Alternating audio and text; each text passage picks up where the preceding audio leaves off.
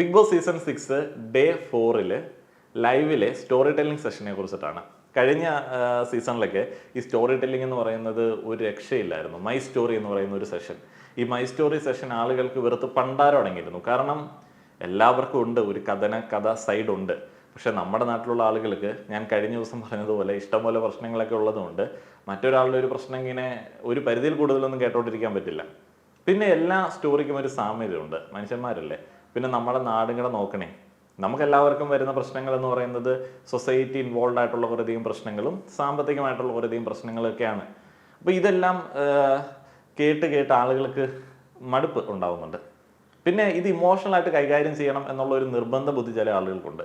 ഇപ്പോൾ കഴിഞ്ഞ ദിവസം രതീഷ് വന്ന് കഥ പറഞ്ഞു കേട്ടില്ലേ, മത്താപ്പു കഥയൊക്കെയാണ്. പക്ഷേ അതിവൈകാരികമായിട്ടത് പ്രസൻറ്റ് ചെയ്ത് അത് ശരിക്കും റോക്കിയൊക്കെ അവിടെ ഇരുന്ന് ചിരിക്കുന്നുണ്ടില്ല. ആ ഒരു ചിരി എന്താണ്? ആ ഒരു ചിരി ശരിക്കും അയാളെ ഇൻസൾട്ട് ചെയ്യുന്ന ഒരു ചിരിയല്ല. ഈ സ്റ്റോറിയുടെ ഒരു പ്രശ്നമുണ്ട്. പല ആളുകൾക്കും പല ജീവിത സാഹചര്യങ്ങളുണ്ട്. നമ്മളൊക്കെ അനുഭവിച്ചിരിക്കുന്നത് വളരെ ലോയാണ് എന്ന് എപ്പോഴും ചിന്തിക്കുക. വളരെ ഭീകരമായിട്ടുള്ള ജീവിത അനുഭവങ്ങൾ അനുഭവിച്ചിട്ട് വന്നിട്ടുള്ള ആളുകളുടെ മുൻപിൽ ചിലപ്പോൾ നമ്മൾ ഈ മത്താപ്പു കഥ പറയുന്ന സമയത്ത് അവർ സ്പെൻഡ് ചെയ്യുന്ന സമയത്തെക്കുറിച്ചിട്ട് പോലും ഒരു റീതിങ്കിങ് വരാൻ സാധ്യതയുണ്ട്. അതാണ് ഈ സ്റ്റോറിയുടെ പ്രശ്നം. ഏതായാലും ഈ സീസണിലേക്ക് വരുന്ന സമയത്ത് സ്റ്റോറിയുടെ കാര്യത്തിൽ ഒരു വലിയ നിയന്ത്രണം വന്നിട്ടുണ്ട്. ആദ്യം ഒരു ഇൻ്റർവ്യൂ പരിപാടി ട്രൈ ചെയ്യാൻ ശ്രമിച്ചു. പക്ഷെ അത് പാളിപ്പോയി എന്ന് പറയുന്നതിൽ നല്ലത് അത് അന്നത്തെ ദിവസം ഓക്കെ ആയിരുന്നു. എന്നാൽ ഇന്നത്തെ മോർണിംഗ് ടാസ്കിലേക്ക് വരുന്ന സമയത്ത് ബസർ അടിക്കുമ്പോൾ കഥ ആരംഭിക്കുക, ബസർ രണ്ടാമത് അടിക്കുമ്പോൾ കഥ നിർത്തുക. വളരെ സിമ്പിൾ പരിപാടി, അധികം നേരമൊന്നുമില്ല. സുരേഷ് ഏട്ടൻ വന്നു, നോറ വന്നു, റോക്കി കഥ പറഞ്ഞുകൊണ്ട് ഇരിപ്പുണ്ട്.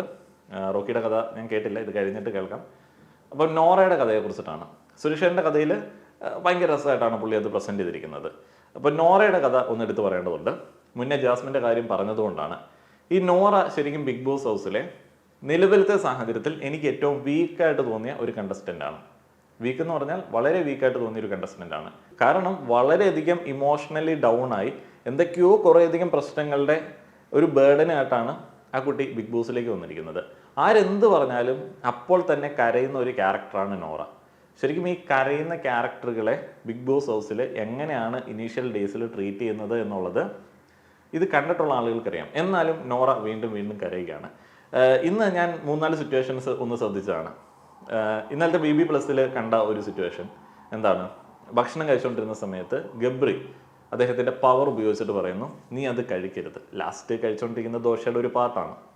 അപ്പോൾ ഒരു സിമ്പിൾ ഹ്യൂമൻ, അല്ലെങ്കിൽ ബിഗ് ബോസിലേക്ക് വന്ന് ബിഗ് ബോസ് കളിക്കണമെന്ന് പ്ലാൻ ചെയ്ത് വന്ന ഒരു ഹ്യൂമൻ ആണെങ്കിൽ എന്ത് പറയും? വേണമെന്നുണ്ടെങ്കിൽ കഴിക്കാതിരിക്കാം, അല്ല എന്നുണ്ടെങ്കിൽ തിരിച്ച് വേറെ എന്തെങ്കിലും കൗണ്ടർ അടിക്കാം, അല്ലെങ്കിൽ അതിനെ സിമ്പിളായിട്ട് നോക്കിക്കാണാം, അല്ലെ ഒന്ന് പോടാ എന്ന് പറയാം. നോറ അവിടെ ആദ്യം പോടാ എന്ന് പറയുന്നു, അത് കഴിഞ്ഞിട്ട് ഞാൻ കഴിക്കൂ എന്ന് പറയുന്നു, എനിക്ക് വിശക്കുന്നു എന്ന് പറയുന്നു. അത് കഴിഞ്ഞിട്ട് ഗബ്രി പറയുമ്പോൾ അവിടെ ഒരു ഗെയിമുണ്ട്, ഒന്ന് പ്രൊവോക്ക് ചെയ്യുന്ന ഒരു ഗെയിമുണ്ട്. അത് മനസ്സിലാക്കാതെ നോറ അവിടെ മാറിപ്പോയി നിന്ന് കരയുകയാണ്.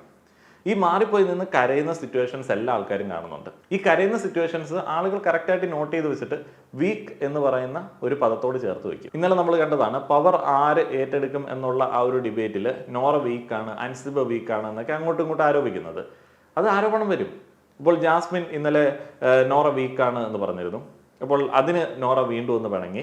ഇന്ന് രാവിലെ വെറുതെ വഴിക്കട പോയ നോറയെ പിടിച്ചു നിർത്തി റോക്കി ഈ ഒരു കാര്യം ചോദിച്ച് വീണ്ടും നോറ അവിടെ ഡൗൺ ആവുന്നു. അതിനോടൊപ്പം ഇന്നലെ യമുന റാണി കിച്ചണിൽ ആളുകൾക്ക് ഓരോ പണിഷ്മെന്റ് പണികൾ കൊടുത്തുകൊണ്ടിരിക്കുകയാണ്. അവരുടെ പവർ അതാണല്ലോ. അപ്പോൾ ആക്റ്റീവ് അല്ലാത്ത ആളുകൾക്ക് ഓരോ പണിഷ്മെന്റ് പണികൾ കൊടുക്കുന്നു. അപ്പോൾ നോറയെ അങ്ങോട്ടേക്ക് വിളിച്ചു. പിന്നീട് യമുന റാണി ഹൗസിലെ ഡ്യൂട്ടികൾ ചെയ്യുന്ന ആ ഒരു കാര്യവുമായി ബന്ധപ്പെട്ട ഡിസ്കഷനിൽ പറയുകയുണ്ടായി, ആക്റ്റീവ് അല്ലാത്ത ആളുകളെയാണ് താൻ ഇങ്ങടേക്ക് വിളിച്ച് പണികൾ കൊടുത്തത്. അവിടെയും നോറ ആകെ ഡൗൺ ആയി. നോറ ആകെ മൊത്തത്തിൽ കരച്ചിലും പരിപാടികളൊക്കെ. അപ്പോൾ നോറയ്ക്ക് വലിയൊരു പേടിയും, താൻ ചെയ്യുന്ന പണികൾ ആരും കാണുന്നില്ലേ, ഇതൊക്കെ പുറത്തേക്ക് പോകുന്നുണ്ട്, താൻ ഒന്നും ചെയ്യുന്നില്ലെന്ന് ആൾക്കാർ വിചാരിക്കില്ലേ?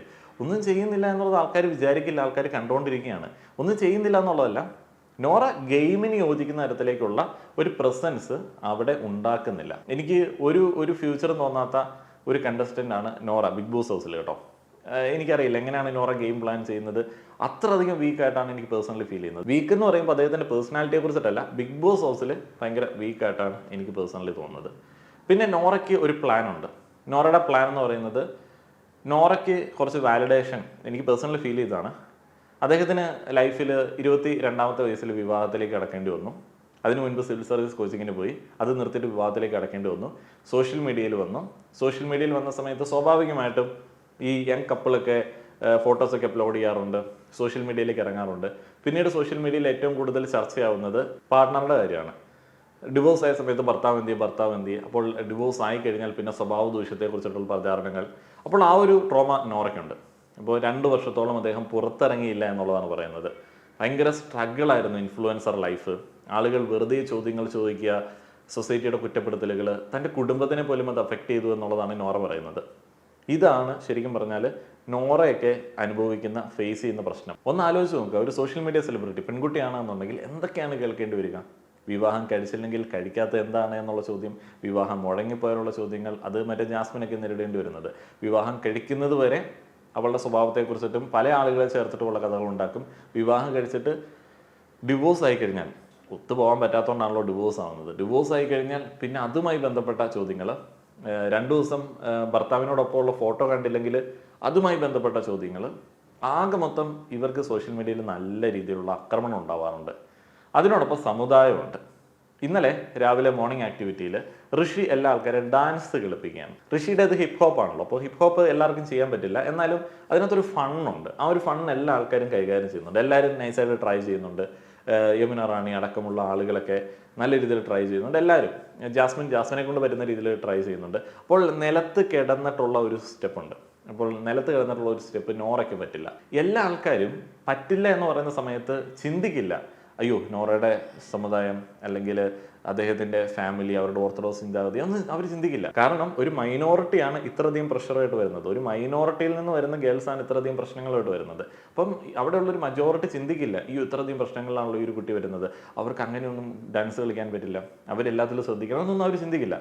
അപ്പോൾ അവർ പറഞ്ഞു, അയ്യോ നോറ ആക്റ്റീവ് അല്ല. നോറ അപ്പോഴും ഭയങ്കരമായിട്ട് ഡൗൺ ആയി. ഇപ്പോൾ നോറ പറഞ്ഞു, എനിക്കത് ഇഷ്ടമില്ല, എനിക്ക് അങ്ങനെ ചെയ്യുന്ന ഇഷ്ടമില്ല. പക്ഷെ അത് ക്ലിയർ ആയിട്ട് പറയാനായിട്ടും ഇവരെ കൊണ്ട് പറ്റുന്നില്ല. അത് പറഞ്ഞു കഴിഞ്ഞാൽ ബിഗ് ബോസ് ഹൗസിലെ തൻ്റെ പ്രകടനം മോശമാണ് എന്ന് പ്രേക്ഷകർ വിചാരിക്കുമോ എന്ന് വെച്ചിട്ട് അതിന് വലിയ ടെൻഷൻ. ഇത്രയധികം പ്രഷറിൽ കൂടെയാണ് ഇവർ വരുന്നത്. പക്ഷേ ഇതിനകത്ത് 2 കാര്യമുണ്ട്. ഈ ഒരു പ്രഷറിൽ നിന്ന് വരുന്ന ജാസ്മിൻ കുറച്ചും കൂടെ നല്ല രീതിയിൽ കാര്യങ്ങളെ അപ്രോച്ച് ചെയ്യുന്നുണ്ട്. ഈ ഒരു പ്രഷറിൽ നിന്ന് വരുന്ന നോറ എല്ലാ ദിവസവും ഡൗൺ ആയിക്കൊണ്ടിരിക്കുകയാണ്. ചില സമയത്ത് സഹതാപം കൊണ്ട് തോന്നിപ്പോവും, ഇവരെ പോലുള്ള വ്യക്തികളൊക്കെ അധികം നെഗറ്റീവിലേക്കോ അധികം ഗെയിമിലേക്കൊക്കെ പോവാതെ പുറത്തു പോകുകയാണെന്നുണ്ടെങ്കിൽ ഉള്ള സമാധാനമായിട്ട് പോകാമല്ലോ എന്നുള്ളത്. കാരണം ബിഗ് ബോസ് കഴിഞ്ഞ് കഴിഞ്ഞാൽ അല്ലെങ്കിൽ ബിഗ് ബോസ് വേളയിലൊക്കെ ഗെയിം അങ്ങോട്ട് മൂത്ത് കഴിയുമ്പോഴത്തേന് ഒരു ഭാഗം ആളുകൾ ഭയങ്കര ടോക്സിക് ആയിട്ട് അങ്ങോട്ട് മാറും.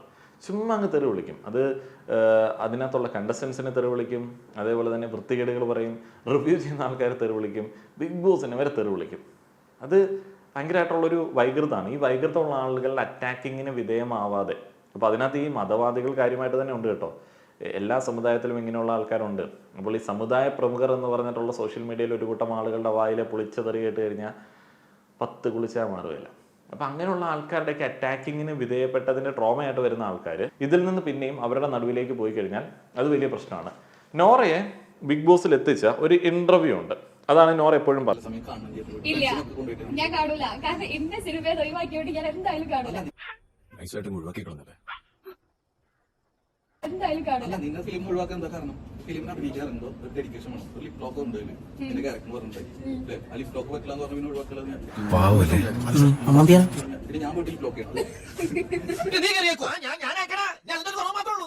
ലിപ് ലോക്ക് ചെയ്യാൻ പറ്റില്ല എന്ന റീസൺ കൊണ്ട് ഇത് ഒഴിവാക്കിയത് ശരിയാണോ? ശരിയാണോ? ശരിയാണോ? അങ്ങനെയല്ല, ലിപ് ലോക്ക് ആ പടത്തിൽ ഇമ്പോർട്ടൻസ് ചെയ്യണം. ചിലപ്പോ ഫിലിമിന് വേണ്ടി നമ്മൾ എന്തോ ഡെഡിക്കേറ്റ് ചെയ്യണം. നേക്കറായിട്ട് വരെ അഭിനയിക്കേണ്ടി വരും. ക്യാരക്ടർ നീ ആരോടാണ് എവിടെ നിന്നാണ് സംസാരിക്കണം? പോറ നിനക്ക് വേണം. നിന്റെ ചാട്ട എങ്ങോട്ടാണെന്നൊക്കെ എനിക്ക് മനസ്സിലാവുന്നുണ്ട്. ആ വെള്ളം ഒന്ന് വാങ്ങി വെച്ചേക്ക്. അപ്പൊ അത്രയും ഡെഡിക്കേഷൻ ഉണ്ടെങ്കിൽ വന്നാൽ മതി ഫിലിമിലേക്ക്. അങ്ങനെ ഒരുപാട് പിള്ളേരുണ്ട്. ആയിക്കോട്ടെ. സ്വന്തം ഇഷ്ടത്തിന് തട്ടിവിടുന്ന 25 ഫ്രണ്ട്സിനായിട്ട് പോയിട്ട് കാണണം ഈ ഫ്രണ്ടിന്റെ പടം. ഓക്കെ, നമ്മൾ നോക്കിയിട്ട് പറയും കാണുന്നു. ഇതാണ് അദ്ദേഹത്തിന്റെ വൈറലായിട്ടുള്ള വീഡിയോ എന്ന് അദ്ദേഹം പറയുന്ന ഒരു വീഡിയോ എന്ന് എനിക്ക് തോന്നുന്നത്. ഇതിന്റെ ട്രോൾ വേർഷനാണിത്. ഈ ബിഗ് ബോസിൽ വന്നതിന് ശേഷമാണ് ഈ ഇതുപോലുള്ള ഇൻഫ്ലുവൻസേഴ്സിനെ ഞാനൊക്കെ അറിയുന്നത്. ബ്യൂട്ടി വ്ളോഗേഴ്സ് ആണെന്ന് എനിക്ക് തോന്നുന്നു. നോറയൊക്കെ ബിഗ് ബോസ് വന്നതിന് ശേഷമാണ് മനസ്സിലാക്കുന്നത്. ജാസ്മിനെയൊക്കെ ഈ സോഷ്യൽ മീഡിയയിലെ ഒരു കോൺട്രവേഴ്സിയുമായി ബന്ധപ്പെട്ട് കണ്ടിട്ടുള്ളത് കൊണ്ട്, മെയിൻ ചാനലിൽ ഒരു ടോപ്പിക്ക് റിലേറ്റഡ് ആയിട്ട് ഉൾപ്പെടുത്തിയിട്ടുള്ളത് കൊണ്ട് അറിയാവുന്നതാണ്. അപ്പോൾ ഇങ്ങനെയുള്ള കുറേയധികം കാര്യങ്ങളുണ്ട്. ശരിക്കും പറഞ്ഞാൽ ഈ എല്ലാവരെയും ഇങ്ങനെ തിരിച്ചു വെച്ചിരിക്കുകയാണല്ലോ, സമുദായം. ഈ സമുദായത്തിൻ്റെ ഭാഗത്ത് നിന്നുള്ള പ്രഷറിൽ നിന്ന് വരുന്ന ആളുകൾ, ന്യൂനപക്ഷ സമുദായങ്ങളിലെ പ്രഷറിൽ നിന്ന് വരുന്ന ആളുകളുടെ മിനി സ്ക്രീനിലെയും ബിഗ് സ്ക്രീനിലെയും ഫോൺ സ്ക്രീനിലെയും ജീവിതം എന്ന് പറയുന്നത് ഭയങ്കര ടഫാണ്. കാരണം കുറേ ആൾക്കാർ ഇങ്ങനെ ഇരിക്കുകയാണല്ലോ, അവരെ ഇങ്ങനെ വറകുള്ളിയാക്കാനും രാവിലെ തൊട്ട് അവരെ ഇങ്ങനെ മര്യാദ പഠിപ്പിക്കാൻ വേണ്ടി. അപ്പം അതിൽ നിന്നൊക്കെയാണ് ഇവർ വരുന്നത്. അതുകൊണ്ട് ഒരു മോശമായിട്ടുള്ള ടോക്സിക് ലെവലിലേക്ക് ഇവിടെയുള്ള പ്രേക്ഷകർ പോകത്തില്ല എന്ന് ഞാൻ വിചാരിക്കുന്നു. നമ്മുടെ പ്രേക്ഷകർ ആരും പോവില്ല. ഈ ഒരു ചാനലിൽ എനിക്ക് തോന്നുന്നില്ല അങ്ങനെയുള്ള ആളുകളുണ്ട് എന്നുള്ളത്. ഞാൻ അങ്ങനെ കമൻസ് ഒന്നും കാണാറില്ല. പക്ഷെ അങ്ങനെ ഉണ്ട്. അങ്ങനെയുള്ള പ്രീവിയസ് ഇൻസിഡൻസ് നമുക്കറിയാമല്ലോ. നിങ്ങളുടെ അഭിപ്രായങ്ങൾ അറിയാൻ ആഗ്രഹമുണ്ട്. നന്ദി.